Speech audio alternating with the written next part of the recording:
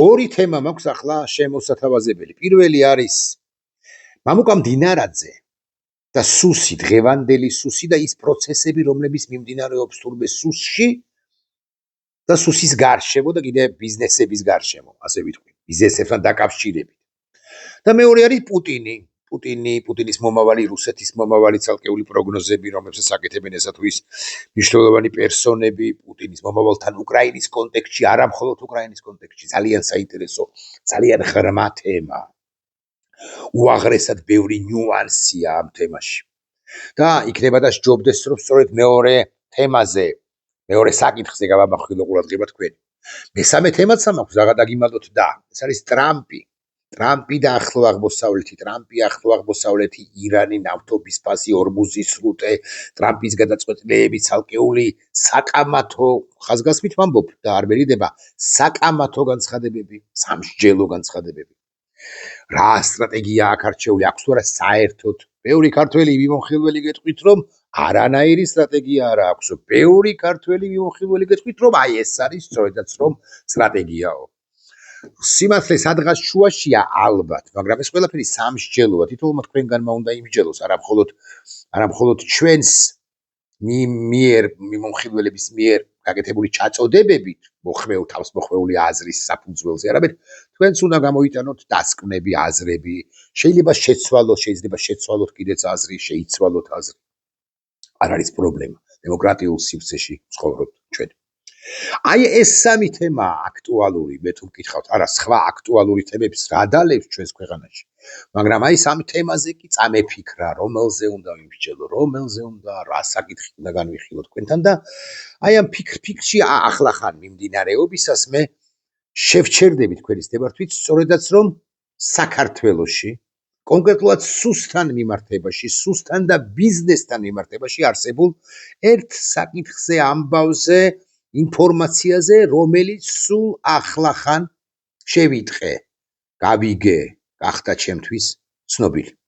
ჩემს ხელთ არსებული ინფორმაციით, მამუკა მდინარაძესთან, სუსის დღევანდელ უფროსთან, არც თუ ცოტა ხნის წინ, სხვათა შორის, ანუ მე კი ახლა გავიგე, მაგრამ ეს არის რამდენიმე თვის წინანდელი ამბავი, ნელა-ნელა მიცუცქებულან ბიზნესის ის წარმომადგენლები, მსხვილი ბიზნესი, ან ერთგვარად მსხვილი ბიზნესი იგულისხმება, ლიდერები, ხელმძღვანელები, დირექტორები, მფლობელები, სამეთვალყურეო საბჭოების ხელმძღვანელები, ოუნერები, დამფუძნებლები, რომლებსაც ურთიერთობა დალაგებული ჰქონდათ მამუკა მდინარაძის წინამორბედთან, მაგრამ თქვენის დებართვით ასე ვიტყვი, წინამორბედთან, ამდენადაც ანდრიო ხანაშვილი მაინც ცოტა ხანი იყო სუსის უფროსი,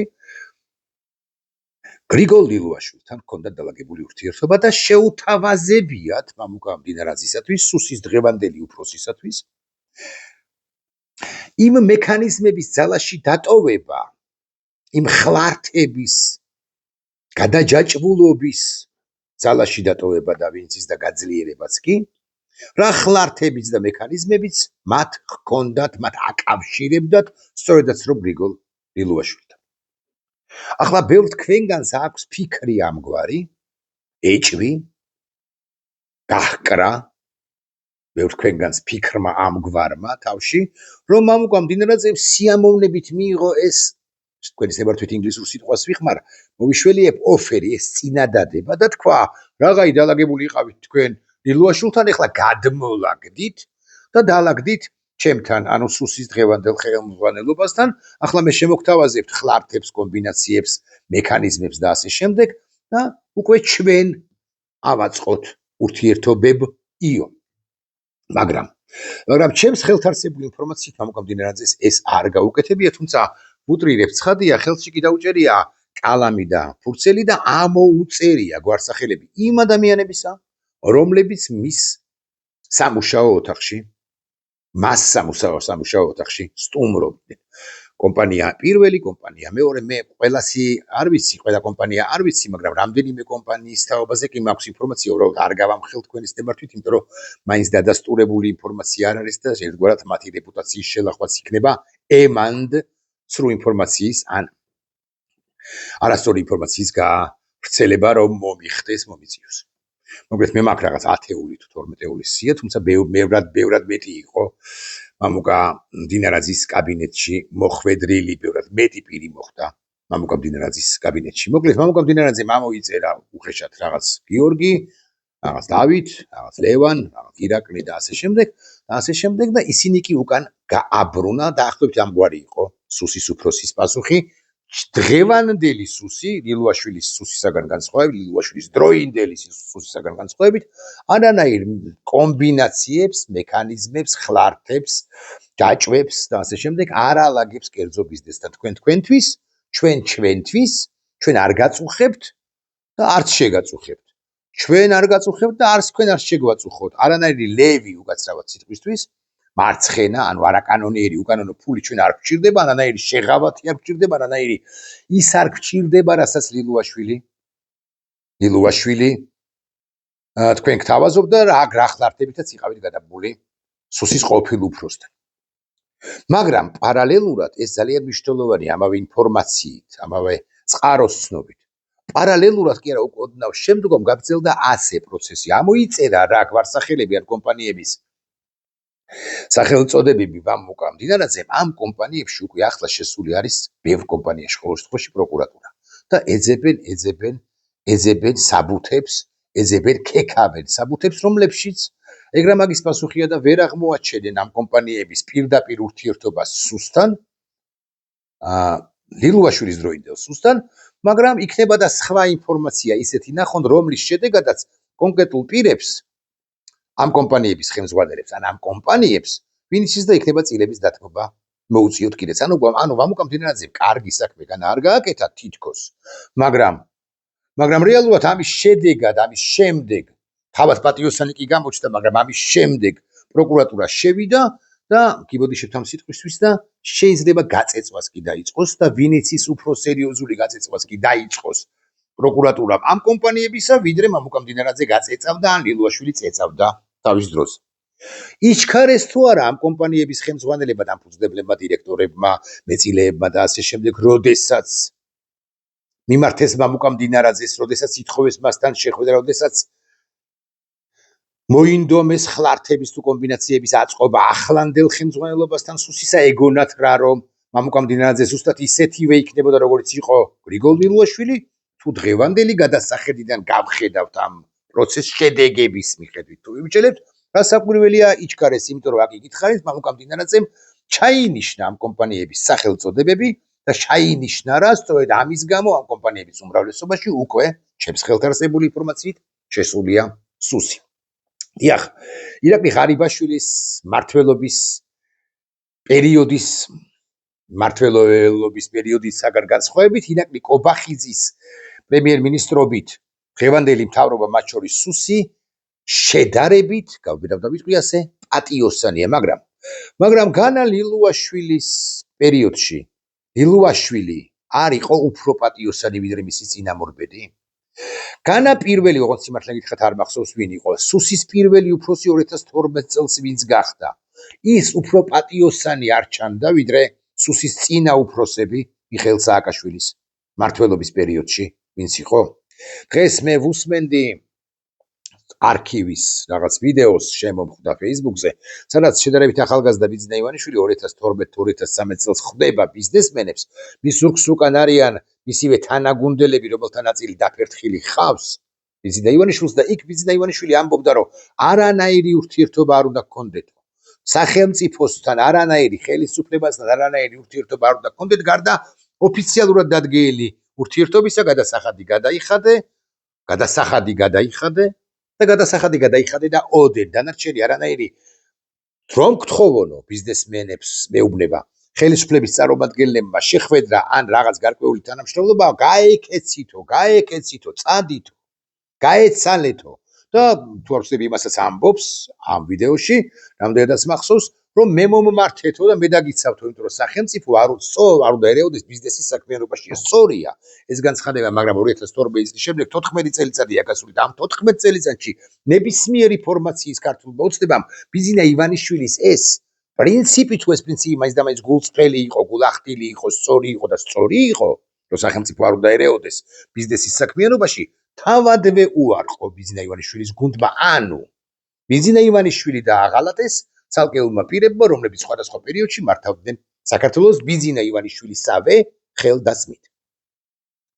ლილუაშვილი ერთ-ერთი თვალსაჩინოებაა და ლილუაშვილიც გაემიჯნა, ან მისი წინამორბედიც გაემიჯნა კიდევ მანამდელ მინისტრ, მანამდელ ხელმძღვანელობას სუსისა, ან ნებისმიერი ძალოვანი ან არაძალოვანი სტრუქტურისა, მაგრამ გარკვეული პერიოდის შემდეგ ისინი იძულებულნი, თუ სწორი სიტყვაა, ბრჭყალებში ჩავსვათ თუ გნებავთ, მიუბრუნდნენ ბიზნესებს და სთხოვეს, რომ იქნება ახლა ამ საქმეში დაგვეხმაროთ და ერთი პრეცედენტი, როცა იქნება ეგრეთ წოდებული დახმარებისა, უკვე შემდგომ ერთი პრეცედენტის შექმნის შემდეგ ეს ყველაფერი ხელისუფლების წარმომადგენლებს ნებისმიერ პატიოსნად რომ გვაჩვენებენ თავს ჩვევაში გადასდით. აი საარჩევნო პერიოდი წარმოვიდგინოთ. ქართულ ოცნებას სწირავენ თუ არა ბიზნესმენები თავისი ნებით. ფულს ქართული ოცნების ბიუჯეტი, პარტია ქართული ოცნების ბიუჯეტი პატარა არ არის. არ მახსოვს რომელ წელს ვარცდები 23-ში საარჩევნო წელი რომ არ იყო, მაშინ ქართულ ოცნებას ხაზინაში თავის ბიუჯეტში ჰქონდა მიღებული 103 მილიონი ლარი. 100 მილიონი ლარი, მოდი ასე ვიტყვი. 100 მილიონი ლარი უზარმაზარი თანხაა. შევარდაძის პერიოდში საქართველოს ბიუჯეტი სულ რაღაც 400 მილიონი იყო. ეხლა 100 მილიონი გამოსდის ერთ არაკომერციულ სუბიექტს ქართულ ოცნებას. ვინ იყვნენ და ვინ არიან შემომწირველები? ვინ იყვნენ შემომწირველები მაშინ? ეს ის კომპანიები არიან, რომლებიც იგებდნ წლების განმავლობაში ტენდერებს და ამ ტენდერებიდან, მოგებული ტენდერებიდან დარჩენილი თანხის ნაწილს ისინი ერთი შეხედვით თავისინებით, მაგრამ ჩვენ ხომ რეალურად არ ვიცით რა ხდებოდა კულისებში. ისინი ეხმარებოდნენ ამ ტენდერებიდან დარჩენილი თანხის ნაწილით ქართულ რუსულ ოცნებას, ანუ მართლ პარტიას. ერთი შეხედვით კვლავ ვიმეორებ, ეს არის მათი ნება, მათი გადაწყვეტილებით გაწეული დახმარება. მაგრამ რეალურად ეს არის თხოვნა-მოთხოვნა სუსიდან, ლილუაშვილის თუნდაც, სხვების და პარტიიდან და პარტიის შესაბამისი ბოსებისაგან რომ დაგვეხმარეთ, იმიტომ რომ პარტიას სჭირდება, მართლაც სჭირდება ფული და თქვენ მოიგებთ შესაბამისად შემდეგ ტენდერს და შემდეგ ტენდერს. აქვე ვიტყვი, რომ პარლამენტარები არსებობენ ჩვენს ეგრეთ წოდებულ საკანონმდებლო ორგანოში, რომლებიც ტენდერზე იგებდნენ და იგებენ, მათი კომპანიები იგებენ. და შესაბამისად მათ ეგრეთ წოდებული ატკატი დავარქვათ. ატკატი მიჰქონდათ პარტიაში, აფინანსებდნენ რა, სხვადასხვა თანხით ამ პარტიას და რატომ აფინანსებდნენ? ნებით თუ ძალით, იმიტომ რომ მათ ჰქონდათ განცდა და შიში, რომ რომელიღაც ეტაპზე პროკურატურა შევიდოდა მათთან და პროკურატურა გამოსძალავდა თანხას რომელიმე დამფუძნებელს, დირექტორს თუ შესაბამის პასუხისმგებელ პირის მიმართ აღზრავდა რა სისხლის სამართლის საქმეს. ასე აღზრული სისხლის სამართლის საქმე, რა ქვია იმას, აღარ მახსოვს უბრალოდ ერთი კომპანია, კულა, ხო არ ვწდები, ხო? კულა, რომელმაც დაარღვია, გონა არ დაარღვია, არ მინდა შემაშალოს თუ არ ვწდები კულა და გვარი კი ნამდვილად არ მახსოვს, იმ დამფუძნებლისა, რომელმაც დაარღვია ფორმალისტური თვალსაზრისით, იმიტომ რომ ერთ-ერთ ძალოვან უწყებას მიაწოდა მალფუჭებადი პროდუქტი გაფუჭებული სახით, თვითონ კი უარყოფს ამას, 9 მილიონი ჩაიტანა უკვე გირაოს სახით, რომ საპატიმროში არ იყოს, თუმცა სისხლის სამართლის პასუხისმგებლობისაგან არ განთავისუფლებულა და ვინც ის და მიუხედავად იმისა, რომ 9 მილიონი გადახდილი აქვს გირაოს სახით, შეიძლება მან ამოხოს თავის საპატიმროში. არა, ეს პარტიაში მიტანილი თანხა არ არის, ეგრე მაგის პასუხია. მაგრამ ეს იმის მადასტურებელია, რომ კულას ხელმძღვანელმა რაგვარი წარიც, თუ არ ვწდები კულასი, ვერ დაალაგა. აი ხომ თითქოს არ უნდა დაალაგება არავისთან, მაგრამ ვერ დაალაგა შესაბამის სახელმწიფო უწყებებთან, მათ შორის დინარაძესთან. ხო და იმას ვამბობდი, საარჩევნო პერიოდი რომ იქნება, მამუკა მდინარაძე ან პარტია მთლიანად არ მიიღებს კი გადაწყვეტილებას, რომ ამ კონკრეტული ბიზნესების წარმომადგენლებს უხეშად სანთებელის შემომტანს პეტრეს დაელაპარაკოს და უთხრას, რომ რაღაი შენ ყიდი 1 მილიონ სანთებელას თვეში და შესაბამისად აქ გაქვს ბრუნვა 1 ლარი ღირს, ხო 1 მილიონი ლარი და ეს სანთებელები დაგიჯდა შენ არ ვიცი 200,000 ლარი და 800.000 ლარი არის მოგება, ამ 800.000-დან მოიტანი 400.000 ლარი. ეხლა მე ცხადია ვუტრირებ და 400.000 ლარს არავინ არ გამოედევნება და სანთებელების ბიზნესის წარმომადგენელ პეტრეს არავინ არ შეაწუხებს, მაგრამ აქ სანთებელებზე კი არ არის მართლა ლაპარაკი, აქ არის ლაპარაკი მსხვილ ბიზნესებზე, რომელთა ნაწილი ისედაც მონადამორჩილია. განსაკუთრებით სამშენებლო ბიზნესში მყოფი პირები და არა მხოლოდ სამშენებლო ბიზნესში მყოფი პირები, რომლებიც ყველა ხელისუფლებას ემორჩილებოდნენ. მამუკამ დინარაძემ ახლა უბრალოდ უდრტვინველისა და პატიოსანის სუფთა კაცის როლი ითამაშა იმ პირებთან, რომლებიც შევიდნენ, რომ მისადავებელი არ იყოს. მან თავი გადაიზღვია. ლილუაშვილი მასზე ჭკვიანი კაცი იყო, გულახდილები თუ ვიქნებით. მაგრამ ლილუაშვილს ეგონა, რომ ის მარად იქნებოდა ბიძინა ივანიშვილის ფავორიტი და აქედან გამომდინარე აძლევდა საკუთარ თავისუფლებას ბიზნესის წარმომადგენლებთან ასე ღია ლაპარაკისა. ჩვენ გვჭირდება ბინა, ჩვენ გვჭირდება ავტომობილი, აი იმ თანამშრომელს გვჭირდება პრემია, იქ გვჭირდება რაღაც ამაში დახმარება, აი იქ გვჭირდება თქვენს იქნებით უსაფრთხო. ლილუაშვილი ამას აკეთებდა იმიტომ, რომ ბიძინა ივანიშვილის ზურგს აღგრძნობდა. მამუკამ დინარაძე ამას არ აკეთებს იმიტომ, რომ ჯედერთი ბიძინა ივანიშვილის ეშინია, ასე ვიტყვი. და მეორე არ უნდა რომ რომელიღაც ეტაპზე გაიზიაროს ლილუაშვილის კულა, ხო ინგა ის ბიზნესი. გაიზიაროს ლილუაშვილის ბედი.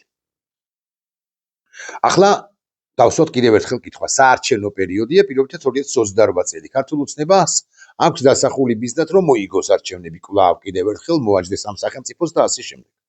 ბიძინა ივანიშვილი თავის ფულს აღარ იხდის. მე მგონი კარგახანია, მე მგონი კი ნანამდვილებით შემიძლია გითხრათ, რომ 2016 წლიდან, ანუ 10 წელიწადია. ამათ სჭირდებათ ფული, რომ გამაგრდნენ. რა შვებიან? მამუკამ დინარაძე რა შვება? კობახიძესთან შეთანხმებით, აი იმ ხსენებულ ბიზნესმენებს, რომლებთა გვარსახელებიც ამოწერილი აქვს და რომელთა ნაწილის კომპანიებშიც უკვე შეუშვეს პროკურატურა. აღარ აწუხებს? მე გულახდილად გეტყვით, ეჭვი მეპარება, რომ არ აწუხებს. პარტიას სჭირდება ფული. და კიდევ ერთი საკითხი, რომელსაც ბარემივა ბავშვების ნებართვით. ჩვენთან არის საოცარი ინფლაცია. დღეს ოპოზიციური პარტიებიდან სამი წარმომადგენელი, ზურა ჯაფარიძე, გიორგი ვაშაძე და გიგა ბოკერია გამოვიდნენ და ილაპარაკეს თავიანთი გეგმა გააცნეს საზოგადოებას. მოგწონს ეს გეგმა, არ მოგწონს ეს ცალკე სალაპარაკოა. მე გულახდილად გეტყვით, რომ საკმაოდ პოზიტიურად განვეწყი ამ გეგმის მიმართ, იმიტომ რომ იქ ლაპარაკობენ საკმაოდ რეალისტური გათვლებია, როგორც მე ვხვდები, 1%-იან დღგ-ს 1%-ით შემცირებაზე და ასე შემდეგ და ასე. მოკლედ, კარგი გეგმა. განსაკუთრებით ისინი ლაპარაკობს ბექგრაუნდზე, ლაპარაკობთ ხო, ანუ არსებულ მდგომარეობაზე, ლაპარაკობენ სამომხმარებლო კალათაზე, სასურსათო პროდუქციაზე, ფასების გავარდაზე, ამბობენ, რომ ასეთი ინფლაცია არც ერთ მეზობელ სახელმწიფოშიც კი არ არის, სომხეთს ასახელებენ მაგალითად და ასეც არის რასაკვირველია. უკვე შემდგომ ცალკეულ ექსპერტებს ვუსმინე მედიის მეინსტრიმ საშუალებებში, რომლებიც ამ ინფლაციაზეც ლაპარაკობენ და ამბობენ, რომ აი მართლა 170%-იანი ინფლაცია ხალხნა 2012 წელთან ვარჩდები შედარებით. ანუ რაც ღირდა 1 ლარი, ახლა ღირს არ მინდა ვიანგარიშო ზუსტად რო გავამიდოს, მე მგონი 2.70 გამოდის. თუ არ ვწდები, ანუ 100 ლარს რაშიც ვიხდით, ბევრად მეც ვიხდით. თავისთავად გარკვეული გადასახადების შემცირება, მაგალითად აქციზის გადასახადისა. არ არის თვითმიზანი.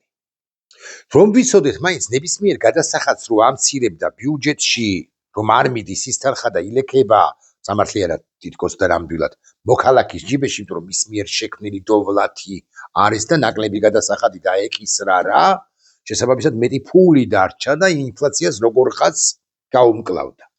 როგორღაც ყველა შემთხვევაში ვერ აეგრა მაგის პასუხი. მაგრამ ბიუჯეტში რომ შედის ეს, ვეღარ შედის ეს თანხა, ეს პრობლემაა, იმიტომ რომ ჩვენ გვაქვს დასაფინანსებელი ჯანდაცვა, განათლება, ავისი ინფრასტრუქტურა, თავდაცვა, რა არა გვაქვს დასაფინანსებელი. რა არა გვაქვს, აი არ არსებობს სფერო, რომელიც დასაფინანსებელი არ აქვს. მთავრობა, სოფლის მეურნეობა, სიგიჟეა ბევრი რამის დაფინანსება, აქვე გეტყვით. მაგრამ ნუ რაც არის ის არის, თქვათ, აი ამ კუთხით მიურგეთ და თუ გადასახადი შემცირდება, ან გაუქმდება, ნაკლები ფული თუ ექნება ბიუჯეტს, ისედაც რას აძლევს, მაგალითად თავდაცვას, ბევრად მეც უნდა აძლევდეს და ამასაც ვერ მისცემს. სწორი ლოგიკაა, ამიტომ ეს არის ზუსტად დასათვლელი, კარგი ფინანსისტები უნდა დასხდნენ, უნდა თქვან რომ ეს ამას შევავსებთ ამით. ჩვენ რო ევროპაში, ევროკავშირი გვყავდეს პარტიულად ამ შემთხვევაში გრანტების თუ კრედიტების სახით შეგვივსებდა, მაგრამ ამ დანაკლის და ესე მტკივნეული აღარ იქნებოდა. მაგრამ არა გვყავს დაგვაკარგინა პაპუაშვილმა უფროსებად ივანიშვილმა ევროკავშირი და კატასტროფულ მდგომარეობაში ვარ. რაღაც ბევრ რამეს ვერ აფინანსებ, აი მარტივი მაგალითი კი განეგზელდება ვიდეობლოგი, მაგრამ 30 წამით განეგზელდება და არა უჩვენს. მაგალითად, სტადიონის აშენება უნდათ აბად. მე მგონი რომ სტადიონის აშენება არის სიგიჟე, 875 თუ 8 მილიონი ლარი იყო გამოყოფილი. მე ვერც ააშენეს, მაგრამ იდეაში სტადიონი ხო გინდა ახალი, აი რა საკვირ შენ თუ ხარ ბრიტანეთი უემბლის ანგრევს საერთოდ და ახალ უემბლის აშენებ. ესპანეთი თუ ხარ თუნდაც კამპ ნოუს ანგრევ, ან რეკონსტრუქციაზე გაგხავს და ახალ კამპ ნოუს, ანუ კიდე უფრო კარგს აკეთებ. და დინამოზე ხარ ჩამოკიდებული და კარგი სტადიონი აზიათში არა ალბათ სხვაგან, მაგრამ ნუ უნდა გააკეთო. თუ შენ ოღონდ ბაზრის მოთხოვნაც უნდა იყოს, აქ ხა ქუთაის ტორპედოსა და სამგურალის თამაში არ უნდა იყოს ხა აზიანის კარგ 80,000-იან სტადიონი. მაგრამ შენ გჭირდება იდეაში ბევრი რამე, ბევრი პროექტში ფულის ჩადენა. თუ გადასახადებს ამცირებ ან აუქმებ, ბუნებრივია ფული ვერ შემოდის. ახლა ის მის კითხვა. როგორ უნდა შემოიტანო ფული? უბრალოდ როგორ უნდა დაზოგო? აი აქ არის თავარი, საკვანძო საკითხი. გარდა იმისა, რომ არ უნდა აფინანსო ისეთი რაღაცები, რასაც ეს მთავრობა ბიუჯეტი რომ გახსნათ და თქვენ ხატვარმა, მუსიკოსმა, მწერალმა, გამნათებელმა, ჟურნალისტმა, ოპერატორმა, მასწავლებელმა, ექიმმა, მოკლედ ადამიანმა ვისაც ციფრთან, რიცხვთან არ გქონიათ შეხება, თქვენც რომ ნახოთ, არათუ საქმეში ჩახედულმა ფინანსისტმა. თქვენ აღმოაჩენთ ცენტრალურ ბიუჯეტში და ადგილობრივ ბიუჯეტებში ცხადია. აღმოაჩენთ ხარჯებს, რომლებიც არის კატასტროფული. აქ მარტო ხელფასებზეც არ ვლაპარაკობ. რომლებიც უბრალოდ არ უნდა არსებობდეს. მარტო ხელფასებზეც არ ვლაპარაკობ, თუმცა ხელფასებზეც ვიტყვი ორ სიტყვას. გარდა იმისა, რომ პაპუაშვილი იღებს 14,000 ლარს არტისტს, რომელიც საახალწლოდ, საშობაოდ, სააღდგომოდ, რაღაც მარიამობოდ, რაღაცისთვის მღერის ან ქართული ოცნების რამე ღონისძიებაა და ასე შემდეგ. უხდიან ხალხო 20,000 ლარს, 30, ეს ერთი არტისტი კი არ არის. ეს არის ბევრი არტისტი, ამასთან ყველა უგემოვნოა. 30,000 მემღერა რა. სად მქონდა ნიჭი, მაგრამ მაინც. და მემღერა და შემკრულიყავი რა, არ შევეკრებოდი ნოდიკოდატიშვილს გაუმარჯოს, მაგრამ და ნინო ქათამაზეს და კიდე სხვებს ვინც არ შეეკრა ბილწთ ზავითა. მაგრამ აი ხო ხდები ტიპები, რომლებიც მღერიან ამოთქმა შეუძლიათ რაღაც ბგერისა 30,000 ლარს იღებენ სამ გამოსვლა, სამი კომპოზიციის შესრულებაში 40,000 ლარს, 30, 27,000 ლარს. სხვა თანხას არ კადრულობენ. მაგრამ ამას გარდა კიდე აი ეს არის ერთი უბედურება. ისეთი ხარჯებია გაწერილი ცენტრალურ და მე უკვე ადგილობრივ ბიუჯეტებში, რომ თქვენ არაფინანსისტი მხატვარი თუ ხართ, ხატავთ, თქვენც კი შეგრცხვებათ. აი, აქ შეიძლება თანხის დაზოგვა. მართლა შეიძლება აქციზის გადასახადის გაუქმება თუ შემცირება, დღგ-ს შემცირება 1 თუ 5 თუ 2 თუ 7%-ით. იქ რაღაც საშემოსავლოს შემცირება, მაგალითად საპენსიოს მთლიანად გაუქმება ჩემი აზრით, მაგრამ არ ვიცი ამაზე ილაპარაკეს თუ არა ოპოზიციის წარმომადგენლებმა და ასე შემდეგ და ასე შემდეგ. მაგრამ აი ამ თავკომბალებს, კორუფციის წყაროებს აღმოფხრი, შენ ჭარბი ბიუჯეტის კი გექნება არათუ ისეთი, როგორც ახლა გაქვს დეფიციტური პრინციპში, აი ძლებს მიდის ხოლმე ხელისუფლება წოდებული ბანდა ამ შემთხვევაში ძლებს ასრულებს ხოლმე. ბიუჯეტს პროფიციტი არ აქვს, დეფიციტი არ აქვს, ერთ-ერთზე ძლივ ჩდება წლიდან წლამდე. და ბევრ რამეს კი ვერ აფინანსებს, იმიტომ რომ გზა და გზა უწევს კორექტირება. სტადიონი მინდა, უნდა და ახლა აღარ უნდა, რაღაცა უნდა და ახლა აღარ უნდა და ასე შემდეგ და ასე შემდეგ. კარგით, ეს არ არის, ეს ცალკე ვიდეო ბლოგის თემაა იდეაში, მაგრამ ეს უბრალოდ ვახსენე. მე თავარი კი სალაპარაკო დღეს რაც იყო, კარგი გითხარით უკვე გიამბეთ ამის თაობაზე. მამუკა მდინარაძემ შეეტენენ ბიზნესები და მამუკა მდინარაძემ განაგდო ისინი, მე ნუ მეტენებითო, მაგრამ პროკურატურა კი მათთან ამ ბიზნესების ნაწილთან კი ჩემს ხელთარსებული ინფორმაციით უკვე ზის უკვე ჩაბუდებულია, ჩაპროკურატურებულია, პროკურატურა შიგნით არის და ქეკავენ ილუაშვილთან რა კომბინაციები გქონდათ თქვენ საწყლებო თქვენა. აი ამას ეუბნება პროკურატურა თითქოს თავისი ინიციატივით ჰქონდათ იმათ ეს კომბინაციები, თითქოს დილუაშვილი არ წეწავდა, ეს ერთი. და მეორე, პარტიის დაფინანსება, როცა პარტიის დაფინანსების საკითხი როცა დადგება, ხო, ლევი ფული კი არ დასჭირდება მამუკა მდინარაძეს, არამედ პირდაპირ მოსთხოვს ამ ბიზნესებსაც, მათ შორის აქ რო ჩამოწერა. ხო, ფურცელზე არაბაგდეთლი. არა გვაქვს, არა გვაქვს. ხო, რო ჩამოწერა, ამათ მიადგება და უთუოდ ეტყვის. ფული მოიტანეთ, ძმებო. ფული მოიტანეთ, იმიტომ რომ აგეთ ჩვენ 7 რევოლუცია თუ 5 რევოლუცია გადატრიალების მცდელობა აღკვეთეთ და ჩვენ რომ არა თქვენ საერთოდ ბიზნესი არც გექნებოდათ მიშა სააკაშვილი დაგახჩობდა თუ ამას ეტყვის მამუკა მდინარაძე ოღონდ აღარ დაახჩობდა და ვეღარ დაახჩობდა და არ დაახჩობდა მიშა სააკაშვილიზე არ ელაპარაკი აქ კონკრეტულად ადამიანის პიროვნებაზე არ ელაპარაკობ ანუ ოპოზიცია რომ მოვიდეს ბევრად უკეთესი იქნება ყოფა ჩვენი ვიდრე ამ ბანდიტების ხელში რომლებმაც ქვეყანა დაანგრიეს ამასაც ვიტყვი დასასრულ დაანგრიეს იმიტომ რომ სული თუმცა არა აქვს ქვეყანას საზოგადოებას შესაბამისად ამ ქვეყნისა ეს ქვეყანა დაანგრეულია ოღონდ გავიმარჯვებთ ესეც ჯიუტი ფაქტია ნახვამდის